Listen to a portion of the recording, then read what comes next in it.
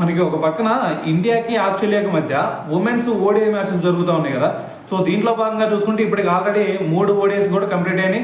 So దాంట్లో ఫస్ట్ది థర్డ్ది Australia గెలిస్తే ఓన్లీ సెకండ్ మ్యాచ్ మాత్రం మన వాళ్ళు గెలిచారు.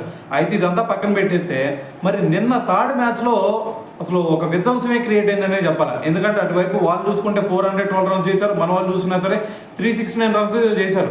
అయితే ఇదంతా ఒక ఎత్తు అయితే నిన్న మరి మన వాళ్ళు 369 రన్స్ చేయడంలో మెయిన్ రోల్ ఎవరన్నా ప్లే చేశారు అంటే అది స్మృతి మందన అనే చెప్పాలి. సో మరి స్మృతి మందన చూసుకుంటే ఏకంగా 125 రన్స్ చేసింది కదా. మరి ఈ సెంచరీ కొట్టే క్రమంలో తను ఒక రికార్డు కూడా క్రియేట్ చేసిందనే చెప్పాలి. ఆ రికార్డు ఏంది భయ అంటే మీరు ఒక్కసారి తన సెంచరీ చూసుకుంటే ఎన్ని బంతుల్లో క్లియర్ చేసింది, కేవలం 50 బాల్స్లోనే సెంచరీ కొట్టేసింది. దాంట్లో చూసుకుంటే ఒక 14 4లు ఉండి అదేవిధంగా ఒక 4 6లు కూడా ఉన్నాయి కదా.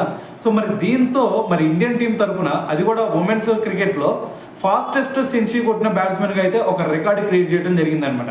అయితే అంతకుముందు చూసుకుంటే కేవలం 23 బాల్స్లో హాఫ్ సెంచరీ చేసి అది కూడా ఒక రికార్డు తన ఖాతాలో వేసుకోవడం జరిగింది. అయితే మరి ఈ సిరీస్లో కనుక ఒకసారి చూసుకుంటే స్మృతి మందన బ్యాటింగ్ ఫస్ట్ మ్యాచ్లో చూసుకుంటే 58 రన్స్ చేసింది, సెకండ్ మ్యాచ్లో చూసుకుంటే 117 రన్స్ చేసింది, ఇప్పుడు థర్డ్ మ్యాచ్లో వచ్చేసరికి ఏకంగా 125 రన్స్ చేసి ఒక భీకరమైన ఫామ్లో ఉంది అని అయితే చెప్పాలి.